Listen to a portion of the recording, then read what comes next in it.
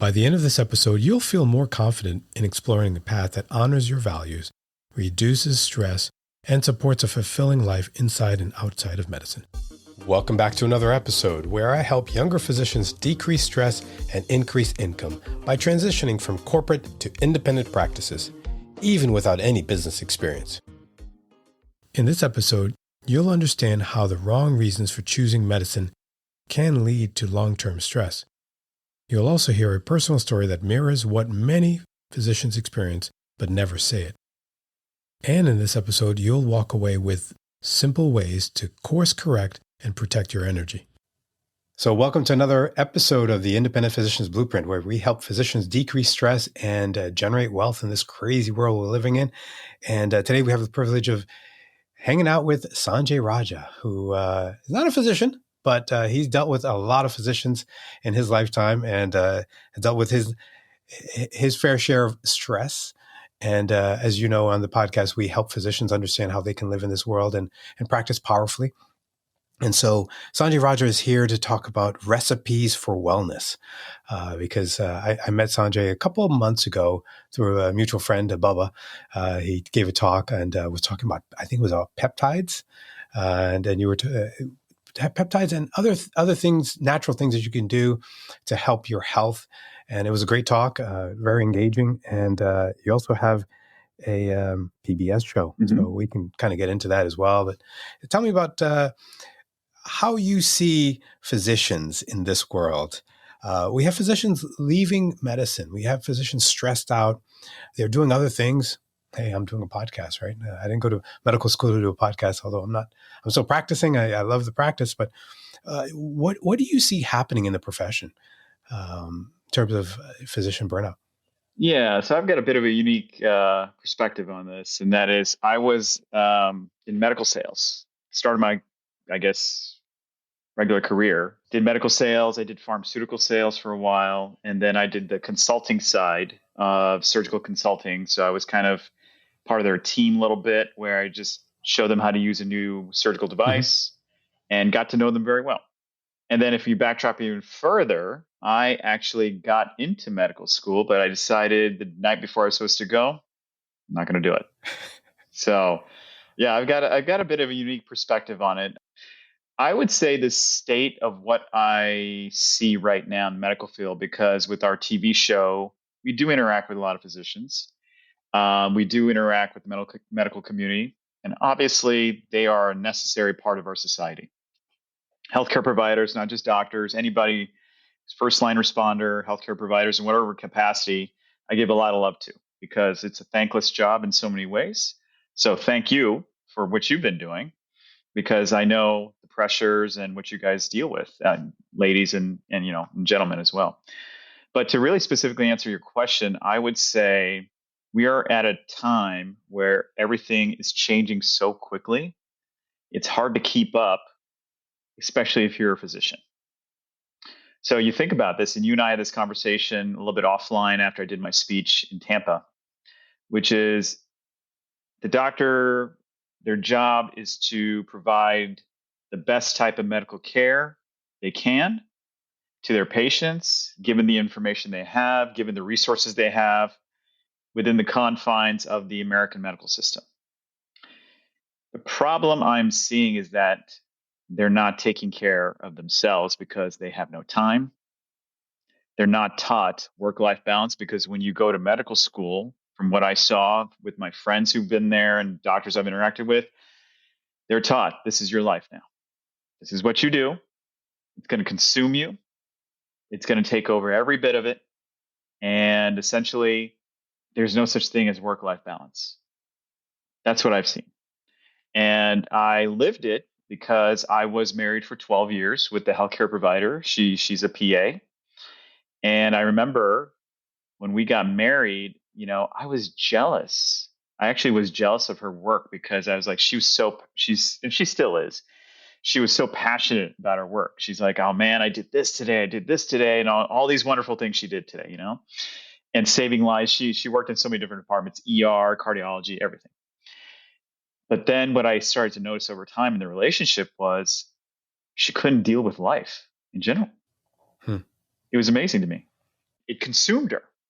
And I'm seeing this.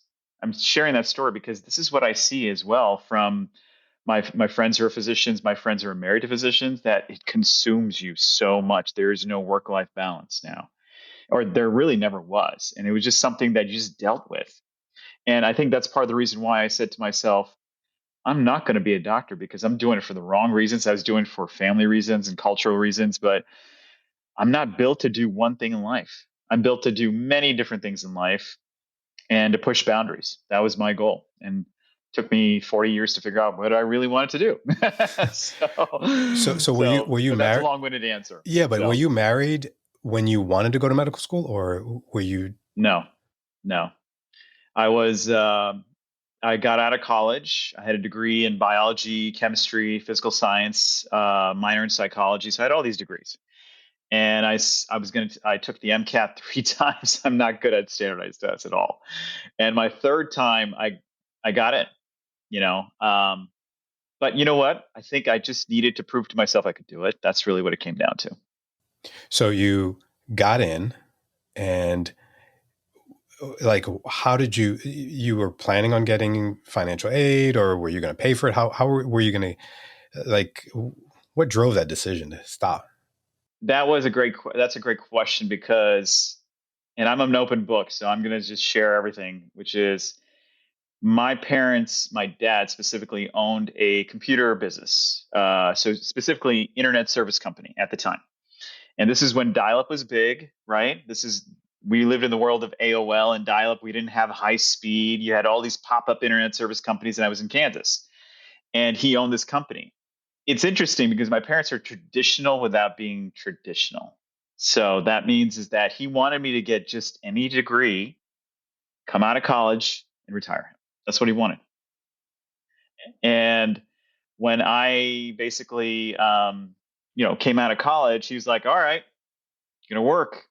I was working ridiculous hours, stupid hours. I mean, I was working 80, 90 hours a week, getting paid Oh, very so you were little. working for him. You I was were going working into this hard debt for him. working for him, How honestly. was the company doing? I mean, We're being, because yeah. Yeah. yeah. It felt more like indentured servitude, honestly. I got to be honest with you on that one. And what happened is the plan for me was to go to medical school, but they just wanted me to come out with a degree so they could say to society, "Hey, he's got a college degree. Now he's taking over the family business and he's gonna retire me." That was his goal. And I didn't want to live that life. I had no passion for what he was doing. I learned a lot, but I had zero passion for it. So I would study for the MCAT between the hours of 3 a.m. to 5 a.m. Wow. because I was working so much for him. He didn't want me to take it. And I felt like at a certain level, he wanted me to fail, honestly. And so what happened was the first time I took it, I remember getting my score back going, "Oh my God, they must think I'm a complete moron." It was bad. Then I took it a second time and did a little bit better, but still not where I need to be. Now, my grades were always good. So that was kind of my saving grace. My grades in college were very good. And then I took it the third time and I hit the minimum that I needed to get. And then I get a letter from the University of, where was it, Arizona? Yeah, in Tucson. And they reached out and I got the letter and I looked at it. I was like, "Oh my God, I actually did this thing? Wow. No way." Right. And it was interesting because my parents knew something was up. I didn't tell them I was applying to medical school. I didn't tell them. And so one day they sat me down and they said, "Hey, if you go, I know we don't know what you're doing," but I was living at home, so it was weird. But they didn't want to directly say it to me, but they said it to me. They said, "If you go, wherever you go to, if you decide to go to medical school, that's assuming you even get in." I mean, he didn't think I could pull it off. "We won't be there for you," meaning you go, stay gone. And at the time, I was not as mentally strong as I am now, right? And I kind of made the just decision in my head saying, "Okay, well, there's student loans, there's all those things you could do, obviously." But I made the calculus and saying, did I do this just to spite them, to prove to them I could do it? Or was I doing it for me? Who was I doing this for? And I realized through a lot of thought that I was doing it just to prove I could do it. Yeah. And so imagine if you had gone through it and went through medical school and, yeah. And so that's, bring up a great points because there are a lot of physicians who do it for the wrong reasons. I mean, you're I'm assuming of Indian background, right? So a lot of Indian families want their physicians, they want their kids to go to medical school, law school, or be an engineer. But sometimes the children don't want to do it. I mean, I have people in my family that didn't want to go to medical school, but their parents wanted to force them. And I have 4 kids, and none of them want to do medicine.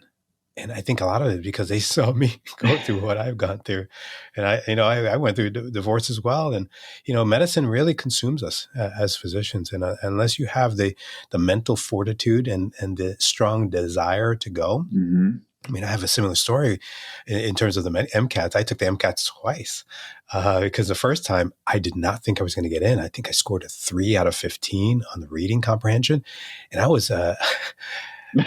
You did better than I did. And then I said, "What am I doing? I'm here in a 4-year college. I should know how to read, right?" I couldn't finish the test. That was the biggest problem is I couldn't read fast enough to finish the test. So in fourth year undergrad, I took a reading comprehension class to learn how to speed read. And so I ended up, I think it was January, I took the course. I kind of learned how to speed read and figure things out.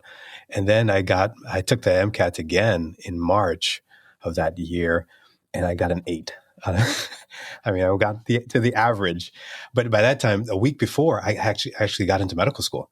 So I'm like, do I take the test or not? And because of my brain, I said, no, I'm taking this test. So I did all this work, and I ended up doing a little bit better. But I think what it boils down to is really you have to know what you want. And if you're doing it for the wrong reasons, I think that's going to increase your risk of burnout.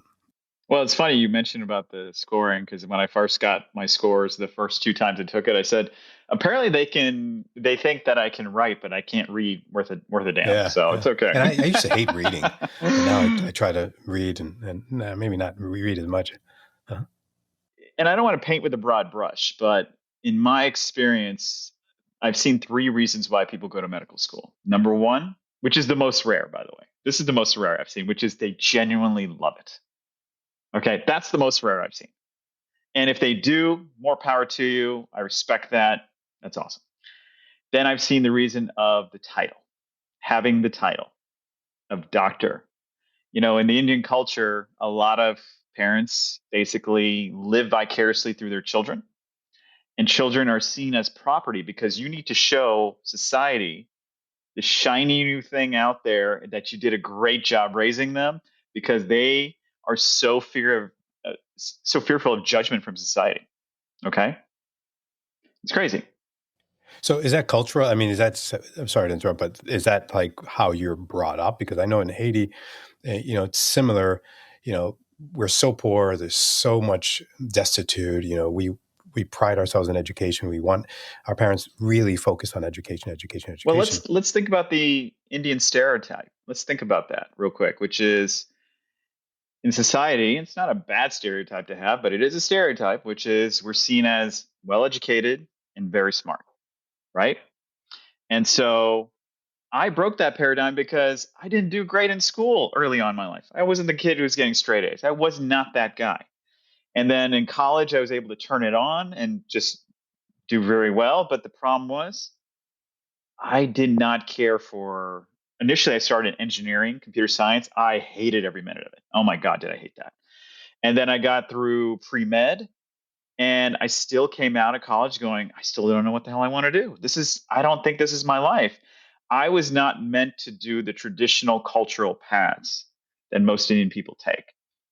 And that's the reason why I have even today, people look at me and just don't know what to make me. Indian society does not know what to make me sometimes. They're like, so you're into wellness and fitness, and then you're an actor, and you got a TV show. And it's hilarious because my parents, they're like, so does acting pay? They'll ask me this question. I said, well, it pays sometimes really well, or it's feast or famine. That's just the way it is. But I do a number of other things.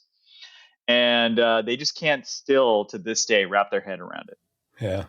And I think Some of it has to do with understanding you as the person that's going through it, but also the parents, because as the parents did not have the luxury of understanding who they are and what they needed to do or what their purpose in life was, they pass that on to their kids. And it's not necessarily genetic or culture. It's just what they learn, and they may not know better because they weren't taught better. And so it's interesting. It's interesting. Yeah, it's going back to my kids. Today's their birthday, and they just turned 14 today. Twins, boy and girl. And guess what? I hope they take the path that I kind of did, which is try everything. I've done probably 15 different careers, hopped around, and everybody's like, "Oh, find focus, find focus." No, you need to figure out what you want to do in this life. Okay, that is the hardest question in the world to answer. Most people are working 9 to 5 jobs that I've seen, hate every minute of it, and guess what? They didn't figure out what they wanted to do, or they gave up because they felt like they're going to be judged by their family, society, whatever it may be. Mm-hmm. Right. So, and I think it relates to this podcast specifically because I tell my kids, I'm like, listen, if you want to work a 9 to 5 job, if you want to work in the hard fields like lawyer, doctor, engineer, I'll support you, but make sure you love it, because once you get locked into that, it's hard to break free and start over again. Absolutely. It's a commitment. So honestly, I hope they don't go in the medical field. I hope they try everything and then they find their path, what they want to do.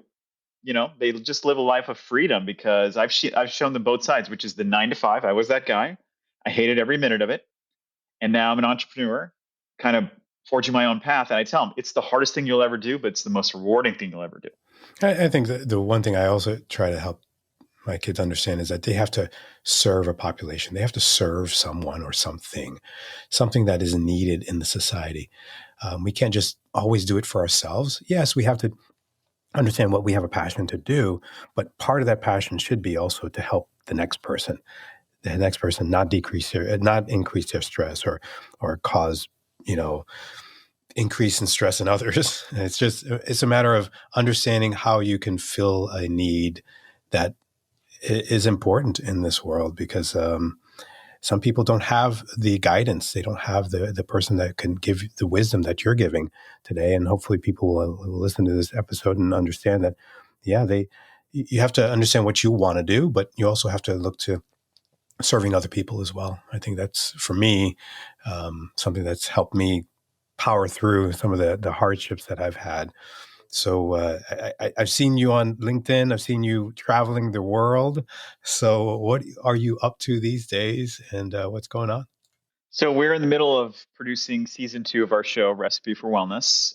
So for those who don't know the show started because in 2011, I started a nutrition fitness company.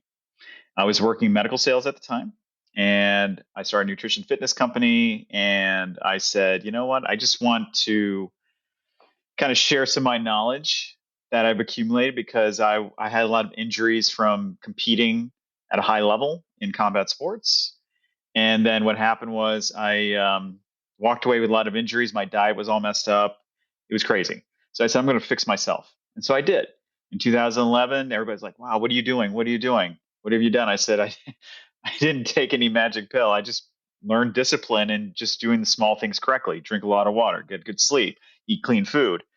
There's no magic bullet here. No crazy diets, nothing like that. And so then it steadily grew. And then I quit corporate America in 2016 and basically went into acting in 2015. That started taking off, and had the company, got into acting. And then in 2018, I wrote my first book. It was called The Food Talk, A Parent's Guide to Teaching Healthy Habits to Kids of All Ages. I wrote that because my twins were born in 2011. And what I did is accumulate all this knowledge on being a parent. And I didn't want them to go through the challenges of obesity, body dysmorphia, all these issues that I had. I wanted them to have a leg up and not go through these challenges.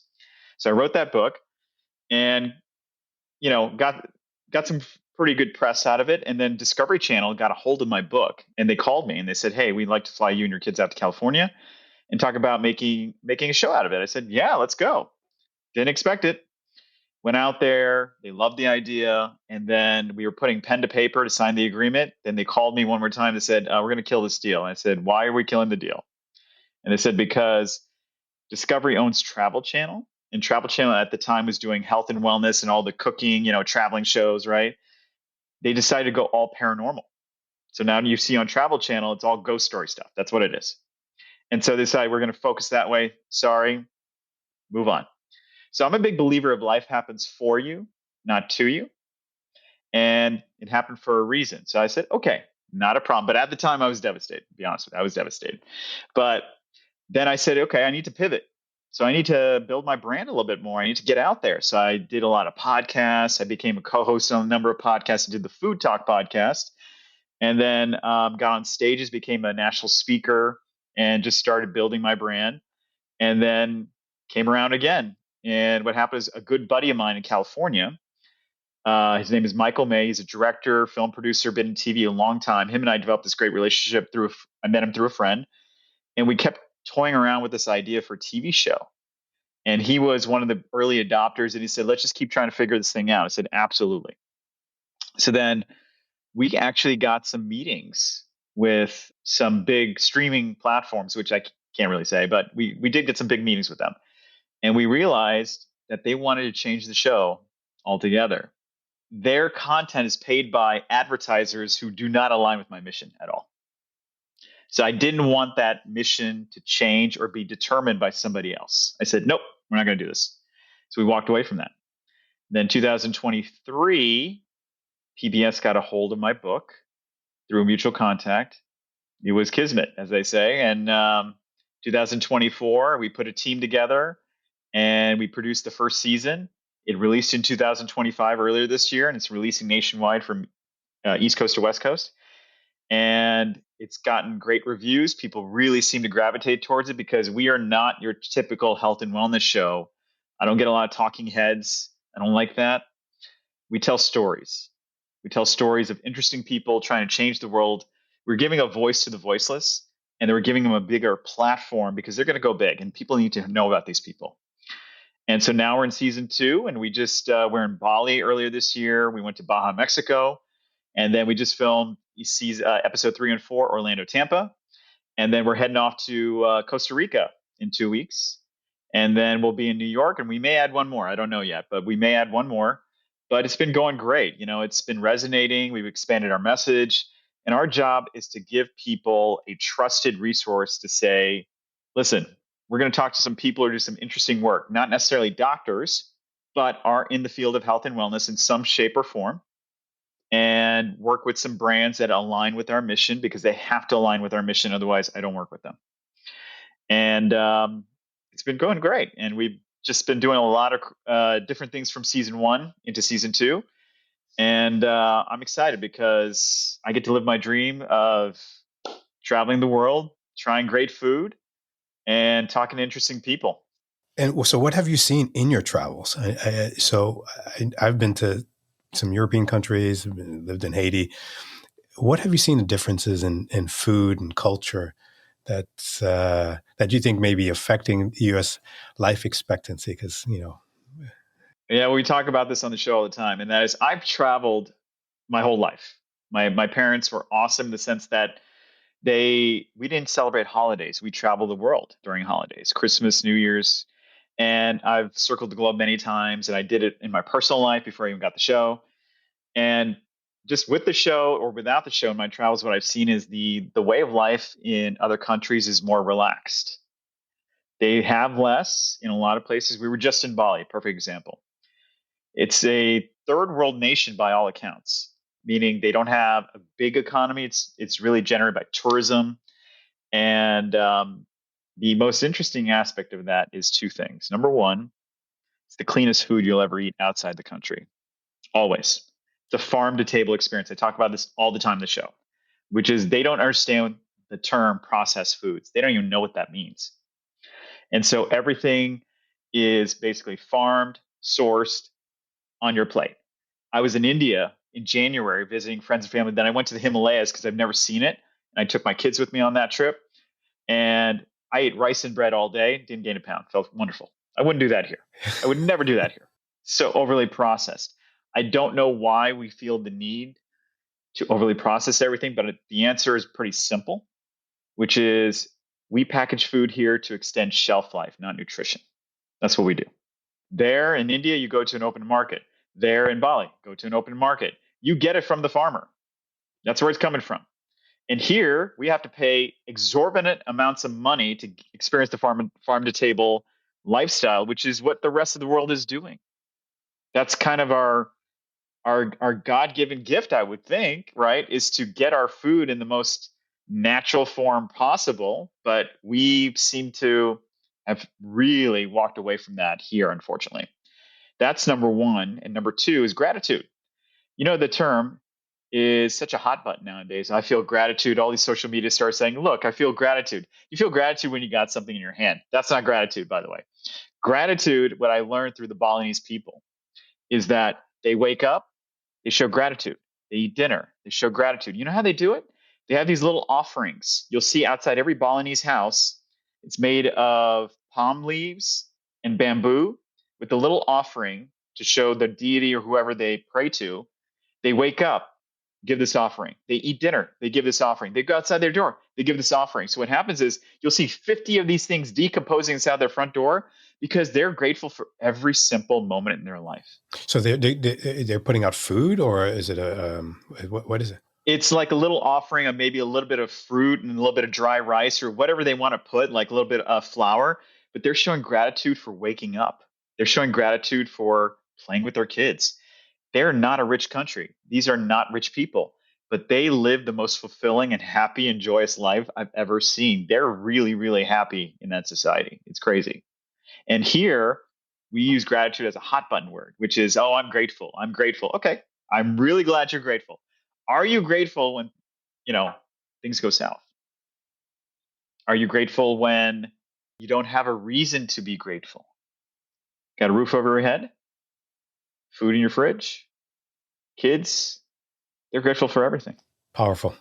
That's just, you're speaking my language, because that's something I learned through a coach that helped me with red light exercises, with gratitude exercises, and during my team meetings, we do that all the time. And I think So that was a long-winded way to say their stress levels are way down compared to ours. Absolutely.